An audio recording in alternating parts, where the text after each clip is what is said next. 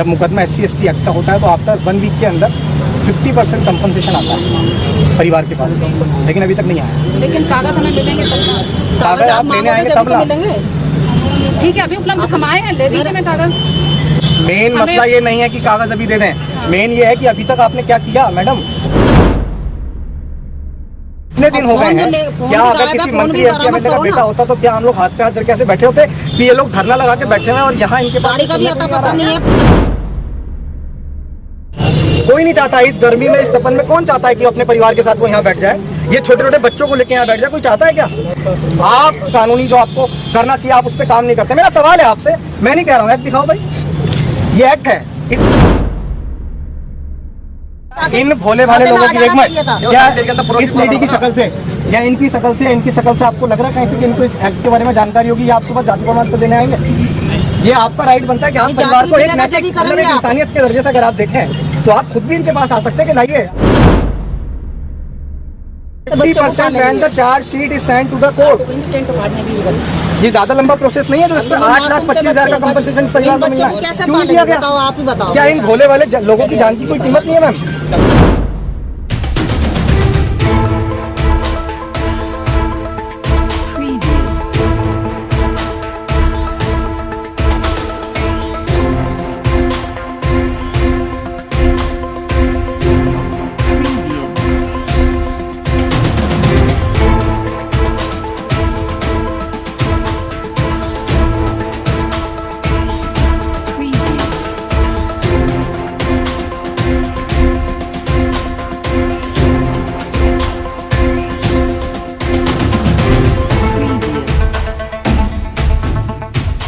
Ma'am, मैंने आप सब लोगों को इसलिए याद दिया क्योंकि जब हम यहाँ पहुँचने के बाद हमें जानकारी मिली है कि घटना जो 31 तारीख की है।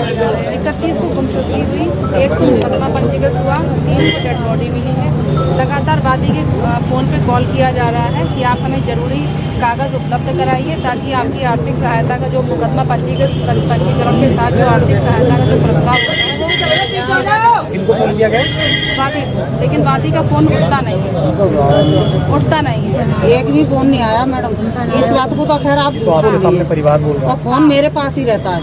चलिए, सबसे मेन चीज़ ये है मैडम कि ये परिवार यहाँ बीते 10 तारीख से बैठा हुआ है और आज इसको यहाँ बैठे हुए करीब 6-7 दिन हो गए और परिवार की जो मुख्य मांगे हैं वो सिर्फ ये मांगे हैं कि इनके बेटे के साथ जिसने वो दर्दनाक घटनाक्रम किया है उन तमाम आरोपियों को तत्काल गिरफ्तार किया जाए और उनको कार्रवाई की जाए। ये आप भी मानते हैं कि जो घटना है वो बहुत छोटी नहीं है, बहुत छोटी नहीं है। ये आप देखिए कि जिसकी डेड बॉडी मिली 3 तारीख को, उसकी एक आँख नहीं है, उसकी जीभ कटी हुई है, उसकी रीढ़ की हड्डी टूटी हुई है, उसके आप ये जब जांच में देखा तो उसका मतलब बोलने में मुझे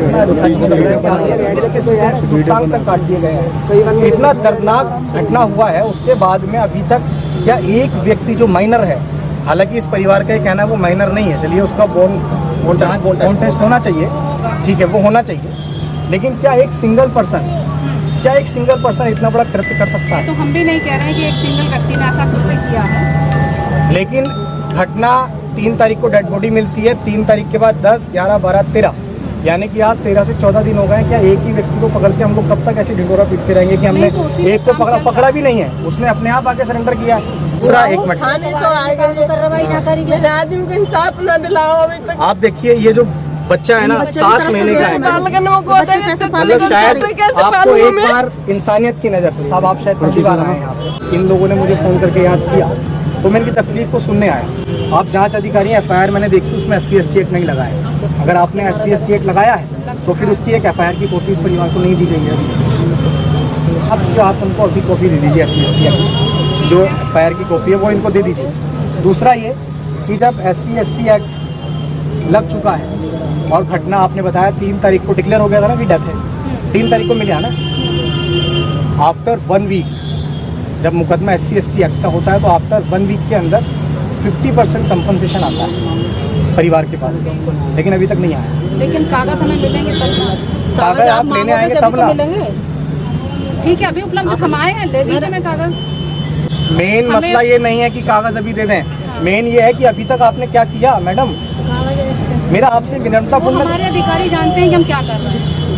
अधिकारी सिर्फ और सिर्फ शायद आरोपियों का या तो पक्ष कर रहे हैं या फिर उनको, क्योंकि इतने दिन हो गए हैं।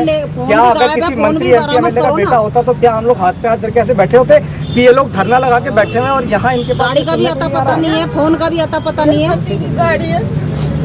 किस तन पे गाड़ी निकाली थी वो, उस गाड़ी से भी पता चलेगा, फोन की लोकेशन से पता चल जाएगा कहाँ पे ये फोन बंद हुआ है, उसके फोन नंबर पे ये फोन किसकी है। प्रशासन बड़े बड़े आंदोलन करने पे खुद मजबूर करता है लोगों को। कोई नहीं चाहता इस गर्मी में, इस तपन में कौन चाहता है कि अपने परिवार के साथ वो यहाँ बैठ जाए, ये छोटे छोटे बच्चों को लेके यहाँ बैठ जाए, कोई चाहता है क्या? आप लोगों की वजह से हमारे जैसे व्यक्ति, सिर्फ आपके उस क्लोजर की वजह से जो आप अपने उस कानूनी जो आपको करना चाहिए आप उस पर काम नहीं करते। मेरा सवाल है आपसे, मैं नहीं कह रहा हूँ, एक्ट दिखाओ भाई, ये एक्ट है, इस एक्ट के अंदर लिखा है the district magistrate of the sub divisional magistrate और any other executive magistrate shall make necessary administrative and other arrangements and provided relief in cash और इन काइंड और both with in 7 days। 7 days इसलिए आपको इसमें दिखा के इसलिए बोल रहा हूँ क्योंकि मैं नहीं कह रहा हूँ, एक्ट कह रहा है। Murder of death 8,25,000 rupees to victim payment to made as follow। First है 50% आफ्टर पोस्टमार्टम रिपोर्ट। पोस्टमार्टम आ गई ना रिपोर्ट, आ गई, लेकिन अभी तक कंपनसेशन तो नहीं मिला मेरे को 50%। आप बताइए क्या ये जाति प्रमाण पत्र बैंक जाति तो बाद में भी चल जाएगा, जाति इतनी जल्दी नहीं, लेकिन सवाल ये बनता है कि एफआईआर की कॉपी में पीड़िता के इन भोले भाले लोगों की एक मिनट, क्या इस लेडी की शक्ल से या इनकी शक्ल से आपको लग रहा है कहीं से कि इनको इस एक्ट के बारे में जानकारी होगी या आपके पास जाति प्रमाण पत्र देने आएंगे? ये आपका राइट बनता है कि आप परिवार को एक नैतिक इंसानियत के दर्जे से अगर आप देखें तो आप खुद भी इनके पास आ सकते हैं कि लाइए, आपको मुकदमा लड़ने में या आपका जवान बेटा चला गया है, आपको उस मुकदमे को लड़ने में भागदौड़ करने के लिए आपको कुछ पैसे की जरूरत भी होगी। प्रशासन खुद भी अपनी तरफ से अब एक इंसानियत की नजर से देखते हुए वो आता रहेगा, जब भी आएगा इकट्ठा करके कुछ पैसे देता है। वो तो उसमें कैश लिखा ना, हाँ वो कैश। आप ये नहीं है कि कोई लंबी चौड़ी इसमें जांच चलेगी। डीएम के पास खाते में इतना पैसा होता है कि डीएम साहब जो है दे सकते हैं 50% when the charge sheet is sent to the court। ये ज्यादा लंबा प्रोसेस नहीं है जो इस पर 8,25,000 का कंपनसेशन इस परिवार को मिला है, क्यों नहीं दिया गया? आप ही बताओ, क्या इन भोले वाले लोगों की जान की कोई कीमत नहीं है मैम? अभी भी मुझे यहाँ आए हुए कितना समय हो गया बताइए? उखाड़ने के लिए किसी की हैसियत नहीं है कोई यहाँ से टेंट उखाड़ दे। जेल में जाने को तैयार है, हमें भेज दो जेल, तैयार है। रिमेनिंग एक्यूज जो है जो फरार चल रहे हैं उनके बारे में क्या हम तो थाने पे पूछताछ कर रहे हैं, लेकिन आप लोगों ने हमें बुला लिया। अच्छा आज ही बोलती हमने कार्रवाई सारी इतने दिन से जो कार्रवाई चल रही थी वो सरेंडर हुआ। ठीक है, 13 को हमने न्यायालय से अनुमति के लिए वहाँ पे गए, उन्होंने कहा कि आज नहीं कल मिलेगी, तो 14 को हमें अनुमति मिली। ये बताओ, ये जो इन्होंने नहीं किया 14 दिन की रिमांड पर अनुमति मिल गई मैडम आपको? अगर पब्लिक सर्वेंट टेलीविजन पर ड्यूटी करता है तो सेक्शन 4 में एफआईआर होती है, 60 एक्ट में सेक्शन 4 में प्रॉपर लिखा के अंदर। चलिए कानून तो सबके लिए बराबर है। अगर एफआईआर होगी मैम, ठीक वाली बात नहीं, मैं सिर्फ बता रहा हूँ, अगर एफआईआर होगी तो मुझे लगता है मुझे कोई मना तो नहीं करेगा एफआईआर करने के लिए। अगर इनके साथ हुआ है, आप मानते हैं ना कि 4-5 जने मिस्टेक है, मानते हैं ना कि 1 हफ्ते में होना चाहिए था, नहीं हुआ, मिस्टेक हमारे यहाँ से कोई केवल प्रस्ताव जाता है, हम आर्थिक सहायता देते नहीं है, हमारे यहाँ से प्रस्ताव बनके समाज कल्याण विभाग चला जाए। मैडम ये ड्यूटीज में बोला विद इन 7 days में डीएम की रेस्पॉन्सिबिलिटी है, वो प्रोवाइड कराएगा, कैसे कराए उसकी टेंशन, उनकी टेंशन लिखा है। जयगंज वाली घटना थी, 2 लाख रुपए डीएम साहब ने पूछ करे थे। 1 मिनट रुको, बात हो गई आपकी, आपसे आइडिया बना। अब ये बताइए इनकी फैमिली में दिक्कत क्या है और क्यों डिले हो रहा है? इसलिए यही है, उसमें जाति प्रमाण, ठीक है, बैंक डिटेल्स और आधार कार्ड। तो अगर ये प्रोवाइड करा दें तो हम कल शाम तक इनको चेक दे पाएंगे? कल तो छुट्टी है, कल लेते हैं, मतलब परसों दे देंगे। हम परसों 5 बजे तक आपको चेक दे देंगे। अगर आप, इन्होंने बताया फोटो, आधार कार्ड और बैंक की डिटेल, ठीक है, जाति प्रमाण पत्र अगर हो तो दे दें, नहीं तो हम सत्यापित कर देंगे जाति प्रमाण पत्र। अगर हो तो दे दें, ना हो तो अगर ये चीज़ें अगर आप मेरे को प्रोवाइड कर दें, चूँकि हम यहाँ सॉल्यूशन के लिए आए हैं, ठीक है ना। पिछली बार भी ये बच्ची बहुत बीमार थी, अस्पताल में रही मैडम, ये तब बहुत बीमार थी और बहुत गर्मी पड़ रही थी, है ना। और ये लोग बच्चे का इलाज कराने को तैयार नहीं थे। मैं आया था, मैंने इनसे कहा मैं आपको यहाँ से उठाने नहीं आया, आपकी ग्रीवांसेस हैं, आपकी पीड़ा है, आप बैठो। लेकिन एटलीस्ट मेरे कम से कम 4 या 5 घंटे समझाने के बाद इन्होंने आपकी बात रखी ना फिर हमने। हाँ, बच्ची से आपकी बात रखी 45 डिग्री टेम्परेचर चल रहा है ना। बच्ची को कुछ हो गया तो और दिक्कत होगी, है ना। तब ये लोग माने और बाकायदा प्रॉपर इलाज हुआ तो बच्ची शायद आज ठीक इस तरह। आपकी बात मानकर हमने रखी। यहाँ आपकी समस्या को समाधान कराने आए हैं। आप बैंक डिटेल दे दीजिए, फोटो दे दीजिए, आधार कार्ड दे दीजिए। हम आपको, चूँकि कल छुट्टी है ना, हम कल ईद है, बकरा ईद है, हम परसों शाम 5 बजे तक आपको जो भी धनराशि है उसका चेक एग्रीड परिवार को दिला देंगे। ये हमारा कमिटमेंट है। ठीक है, आप दे दीजिए, हमारे लोग यहाँ हैं यहाँ, किसी को भी नहीं वो भी जाएगा, उनका तो होगा, पूछताछ होगी, रिमांड पर लिया जाएगा। तो एक का तो हाथ हो ही नहीं सकता। क्योंकि हमारे लिए आपके प्रशासन ने आपकी सारी चीजें हैं, तो इस परिवार की तरफ से मेरी आप सबसे पहली मांग यही है कि सभी वांछित जो अपराधी हैं जो इस घटना में सम्मिलित हैं, जिसमें सबसे पहले उस जो लड़के को आपने अरेस्ट किया हुआ है उसके पिता है सुनील उर्फ ओपी स्वामी, दूसरे रोनी वाइफ ऑफ सचिन, तीसरा इसमें सचिन है। इनको पता था कि इसके बॉडी कहाँ पड़ी है, बॉडी कहाँ पड़ी है, उन्होंने बताया। मतलब परिवार के लोग या कुछ हमारे लोग भी जब जैसे आपके पास LIO होता है, ऐसे हमारे पास भी समाज के कुछ लोग होते हैं जो गांव देहात में सुन के घटना के बारे में थोड़ा जानकारी लेने का प्रयास करते हैं। वो भी आपके सहयोग के लिए, क्योंकि आप और हम कहीं अलग तो है नहीं, तो जल्दी जो चीज़ थोड़ी देरी में होगी वो लेट हो जाएगी। तो ये भी जानकारी सामने आई है कि कोई छोटा मोटा विवाद रहा होगा, तो उसके पिता ने लड़के से ये बोला है कि तूने हमारे उस पर स्वाभिमान पे इतने बड़ी ठेस पहुंचाई है कि एक ठाकुर होने के बाद तू एक चमार के लड़के से थप्पड़ खा के आ गया या पिट के आ गया, और शाम तक मैं वैष्णो देवी जा रहा हूँ, मैं जब तक वापस आऊँ मुझे उस लड़के की गर्दन पेड़ पर टंगी हुई मिलनी चाहिए। ऐसी किसी के जानकारी में आया, भरी पब्लिक में बोला है किसी ने, वो घटना जब हमारे संज्ञान में आई, तो ये बात हम आपके बीच रख रहे हैं कि ऐसा कुछ है। तो ऐसे तमाम आरोपियों पे जो इस घटना में सम्मिलित हैं, खासकर उसके पिता भी जिन्होंने इस तरह का स्पीच दिया, तो उनके सभी जितने भी आरोपी इसमें हैं उनकी तत्काल शीघ्र गिरफ्तारी हो, और जितने भी अज्ञात हैं, इसमें सिंगल पर्सन तो कर नहीं सकता, पिताया थे नहीं कह के चले गए, तो जितने भी अज्ञात लोग हैं उन तमाम लोगों को भी जल्द से जल्द हम लोग गिरफ्तार करें, और जो भी कड़ी से कड़ी कार्रवाई होती है SC ST एक्ट में वो वैधानिक कार्रवाई। प्रिंसिपल है ये दीक्षित महाविद्यालय का, जिसने CCTV फुटेज जो है वहाँ से 20 तारीख से 31 तारीख तक की रिमूव कर दी है। किस ग्राउंड पे किस आधार पर रिमूव की है उसको कहीं ना कहीं वो भी इसमें सम्मिलित है। कौन सा बताओ इनको। मैडम क्या बचा रहे हैं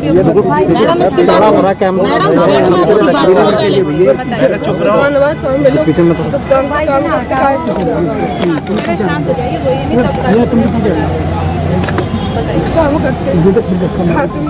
अच्छा, जलाली में खाद बीज की दुकान मोड़ पर। अच्छा,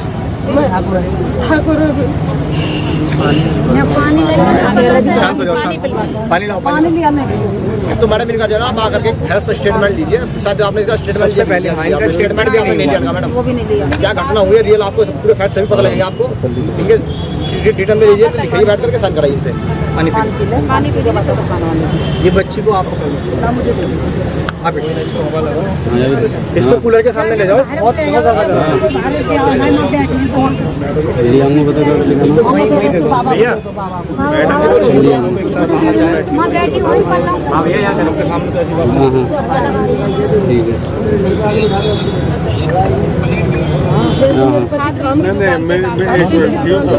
एक जगह बैठ आप दोनों इनको ले जाएं और जो बात बतानी मैडम को अलग से बता दें। सब SC ST एक्ट लगाकर पीड़ित पक्ष को तुरंत FIR की कॉपी दी जाए।